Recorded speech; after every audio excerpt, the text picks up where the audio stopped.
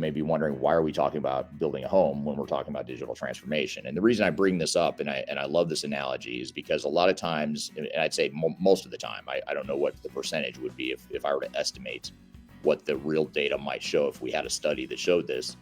I would estimate that somewhere between 70 and 80% of organizations probably skip the step and skip the logic that I just described as it relates to building a house. So in other words, what typically happens instead is, instead of thinking like how you would think logically about building a house, which you can see and touch and feel. So that's part of the problem here, is when you build something physically, you can see it and you can touch it. And it just makes more sense that there's a lot of design pieces that need to go into that. But when organizations go through transformations, I'd say 70, 80% of the time, they skip the step of planning, implementation, readiness, phase zero. And just to bring it back to the home building analogy, what they do instead of doing the proper planning, the phase zero, having that foundation, having that architecture in place early on before bringing in the technical implementers,